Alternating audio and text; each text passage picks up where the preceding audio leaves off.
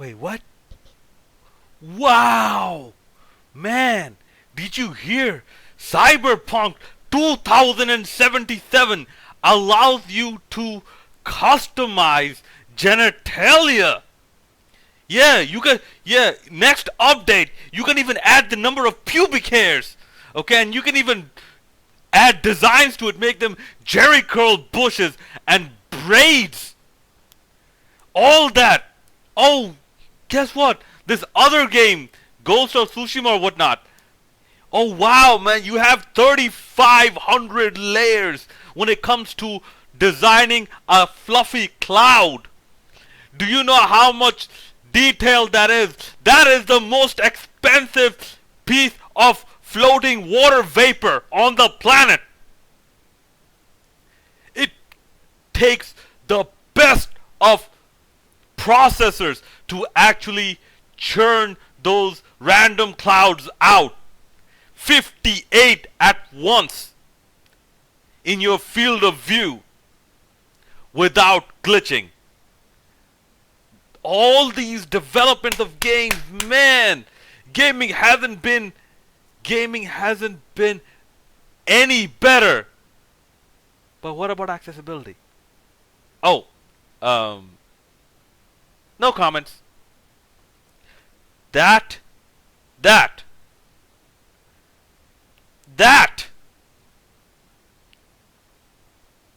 is the sorry state not only of gaming, not only of gaming, of accessibility in media.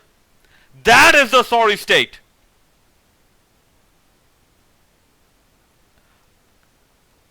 Very few games get it right. Very few movies get it right. Very few cartoon shows almost never get it right.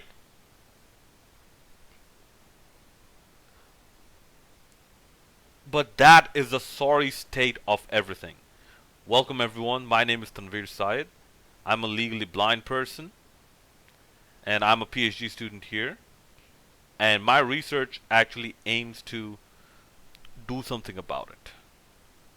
Okay, this is going to be a bit more of a random video, but let me tell you how I got instigated. I saw one video about this needs to stop, and when it comes to the different types of marketing, what is added and what is left out when it comes to games. Let me add to that, when it comes to other media as well. Put that all in there, all at the same time.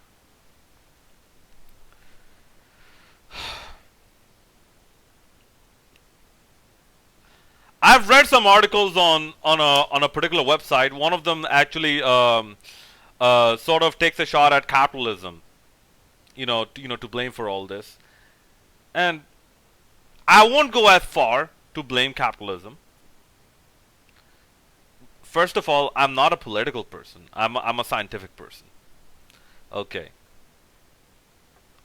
Next. And I mean next.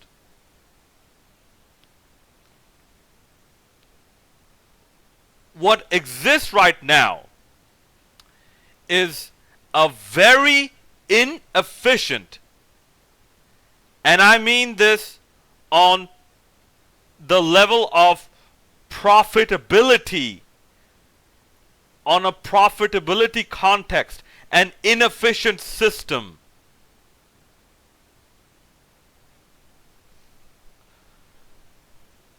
Okay, but let's specifically talk about games. Yeah, I saw that video, and to a good amount, not the capitalism part. The capitalism part, I'll get to it. To a good amount, I agree that accessibility is rarely thought about. And let me add this: the games that happen to be somewhat accessible, it's almost by chance. Perfect example: Doom 2016 and Doom Eternal. Doom Eternal, I still haven't finished it yet. I'm at the beginning of the very first mission. I'm at the beginning of the very first mission, and I still can't finish it. I jump across the first ledge. I get attacked by cacker demons. Okay, I take them out, and then I get blindsided by this Doom Hunter all the time. did not I did not have such problems in the first Doom game. Yeah, there were points where I was overwhelmed by enemies. I got around it. It took a bit of time. It took a bit of the old school technique, but I got around it.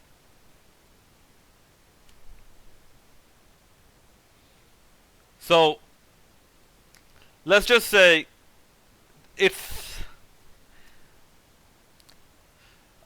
like, let me give you another example. God of War, the 2018 God of War, one of the best games I've ever played in terms of storytelling. However, excuse me. Alright, sorry about that. Back to where I was. Yeah, God of War, brilliant game, but when it comes to the accessibility features, I have to literally feel the TV on my face just to make out that small writing on my 39-inch screen about the accessibility features. And even when it comes to that, I'm like, what is it? Large text size. And how large it is? Oh, maybe by a maybe 1/50th of an inch or 1/25th of an inch.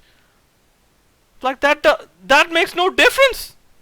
Especially when it comes to low vision gamers, that makes no difference. Okay, and you think it's only in games? No.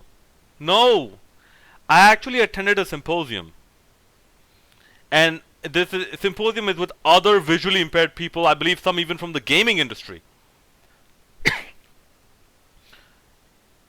They actually brought up a lot of what I'm doing in my research, and I asked, maybe one of you hacked my computer, because this is exactly what I'm doing. But I later found out that there have been many suggestions made, but developers don't take it seriously. For some reason, they don't think it's profitable enough. Okay, I'm not asking for... This is the thing. I'm not asking for sweeping changes where you change the entire nature of a product. But at least have some of us, some visually impaired gamers, some hearing impaired gamers, some gamers, I don't know the proper word, who have issues with their hands or whatnot. At least keep us in mind whilst, not all of us, just some of us, keep us in mind whilst developing your games. Okay, once again, why do I keep going back to Doom Eternal? Because I pre-ordered this game. I was so looking forward to it, and I was so disappointed with how less accessible this Doom Eternal is compared to Doom 2016. Yes, they added colorblind modes and whatnot, but the core design of the game is made in such a way that visually impaired gamers cannot play that game, regardless. Low vision gamers, specifically low vision gamers, cannot play that game regardless of turning on or off the colorblind mode. A perfect example is the battle with the Marauder. You are supposed to look for a specific visual sign before taking proper aim and shooting at the bad guy.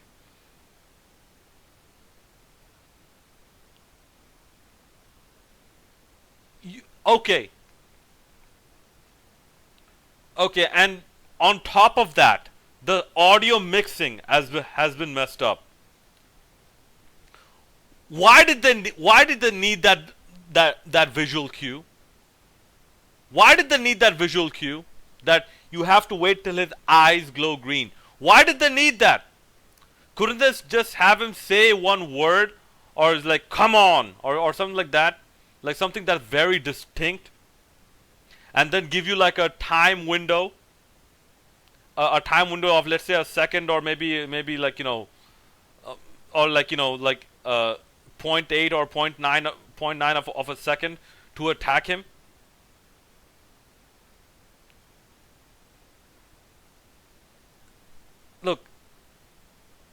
Okay, just to add to that, same thing with the Maker drone.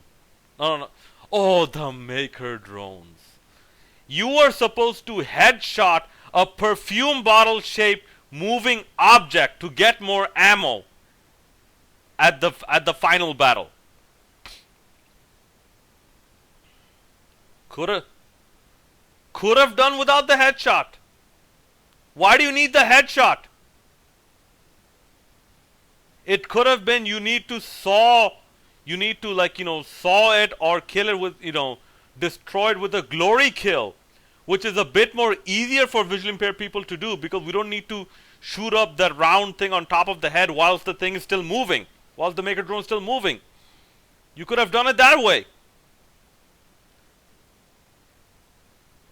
So these little things, this is what I mean by designing a game for accessibility. Not designing a game and putting a layer of accessibility on top of it. That approach needs to change and needs to stop. Another example, and this is another thing that also pissed me off.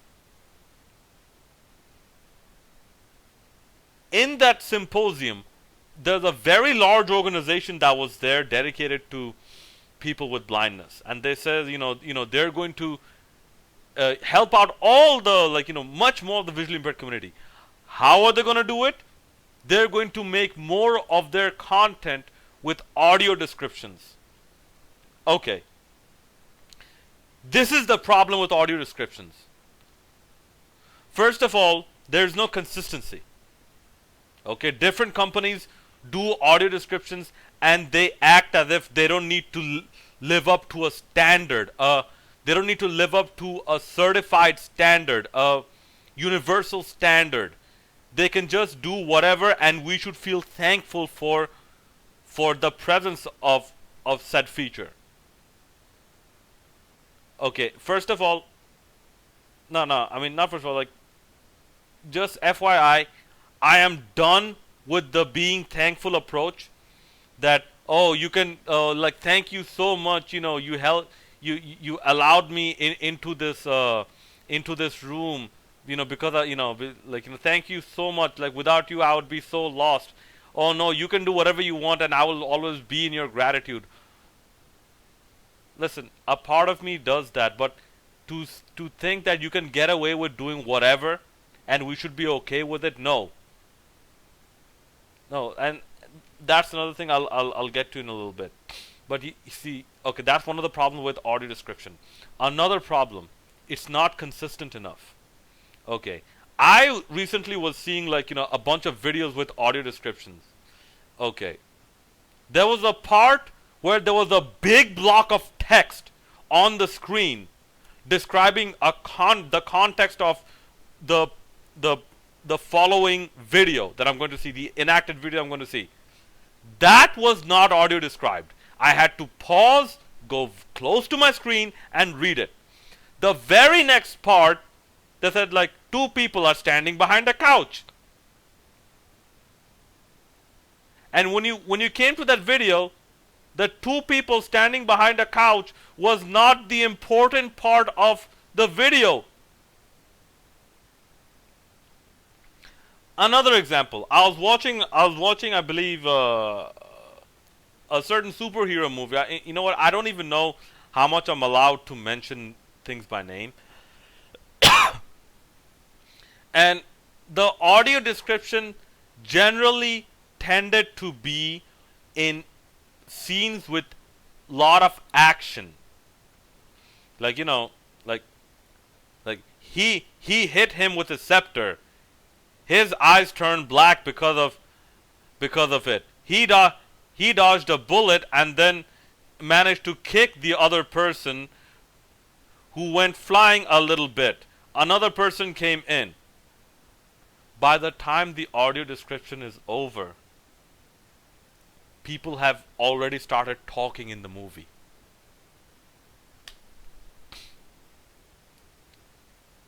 So I spoke to one visually impaired person.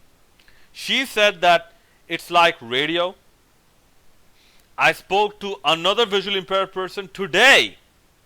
He said that the problem, and he and I both agreed, the problem is when it's radio, radio is scripted in a way where they will first, they'll give you like a precursor, if you will, or like a bit of a warning before a certain action packed scene happens. And once that happened, there will be adequate description in the dialogue to describe what had just happened. Okay, like if you follow like radio dramas and whatnot, or like audio novellas and whatnot. The problem with movies is that movies are not scripted to be like radio. Movies are scripted for you to take in visual information, excuse me, visual information immediately, like as fast as you can. This is why, although Black Panther was a good movie, like production wise, I like the Joker more than Black Panther, because in the Joker the lighting was way better. The lighting and the contrast were way better, and it was way easier for me to perceive. Okay, some parts I did not like is like, when what's his name, Joaquin Phoenix was reading the medical report.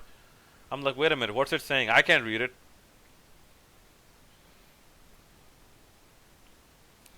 Yes, and there are movies and TV shows where a person is reading something and then the actor actually reads out what's on the paper or the signboard that he or she is reading. The actor or actress, the person reads it out, what is being read. These are just ideas on how to better improve accessibility in your media. Like it's not that difficult. And yet, with such inexpensive options, and with such a large population of disabled people, not just visually impaired people, of people with varying type of disabilities, we are being left out of the business profitability equation. And like if the symposium, a lot of the stuff that is going on, not all of it, but a good amount of the stuff that's going on in gaming, a significant amount of stuff that's going on when it comes to accessibility, in education as well. The problem is, due to this lack of standards, most of the solutions are impractical. I've read a bunch of research articles that actually they tried many things, but even what they tried was expensive, impractical, and inefficient. This brings me to my final point. Why is this in 2020? In 2020, where the gender pay thing was an issue, or 2019 was an issue, even before that like 77 cents to a dollar, which was debated because things aren't scaled right or whatnot. Okay, whatever. At least you're in the zone where it can be debated. 70% of visually impaired people are not, they don't have full-time employment in the United States. There's another statistics that said 85% of people with autism probably, don't have employment. These are not debatable. And yet very little, if any, is being done. And it's not been done aggressively enough. So my final point, and the visually impaired people I've spoken to, all of them agree. One of the biggest problem is that visually impaired, or disabled people themselves.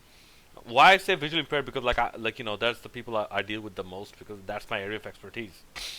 I'm not going to talk about someone who has autism or something, because I don't feel qualified enough to talk about them. Like, obviously, I will advocate for them, but when it comes to, like, showing off expertise and knowing their problems, like, I would probably refer you to someone who's more of an expert than I am, because I don't want to do them injustice by not having expertise and talking so much about them.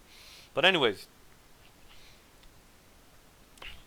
when it comes to, like, people with disabilities, and especially when it comes to people with visual impairments, we are not making a loud enough noise. We are not raising enough awareness. We're not applying enough pressure. Okay, when you look back at history, a lot of injustices and a lot of inequities, they have been, I won't say corrected, but correction and like, amelioration has come about in those fields only after applying a lot of pressure. If you sit around and do nothing, nothing's going to change. So yes, everyone who's listening to this, if you have a disability or if you don't, like, raise more noise. I mean, I'm doing all I can. I was in a podcast. I was covered by a small documentary on the, I believe, the 25th anniversary of the Americans with the Disability Act. So I'm doing my research that focuses on visual impairment. I'm doing these videos, like, no Patreon, like, Patreon request or nothing like that. I'm doing all I can. But this needs to be a concerted effort. Like, if change needs to come quick enough. There's one person who's and I made a video about this.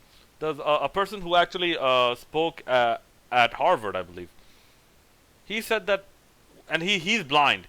He said that progress when it comes to like facilities or correction or amelioration for the system for people with visual impairment is moving slower than almost every other field of correcting inequality and inequity.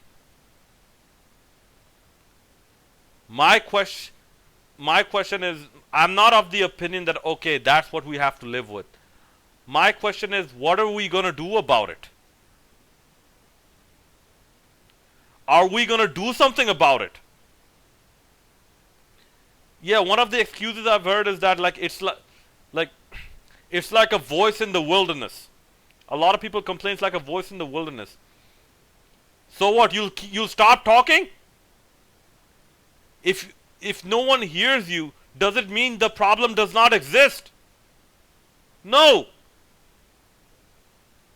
You have to keep making that noise until the reaction comes.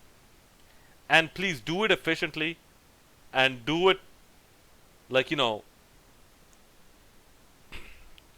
within, like, without causing any, like, sort of super uproar and riots and whatnot. No. I'm a law-abiding person. I want everything done in a civil fashion. I want people to raise these concerns aggressively, but in a civil fashion. You can make a hard point. You can make a strong point by being civil. A lot of people have done that. So anyways, that was my 2 cents on this.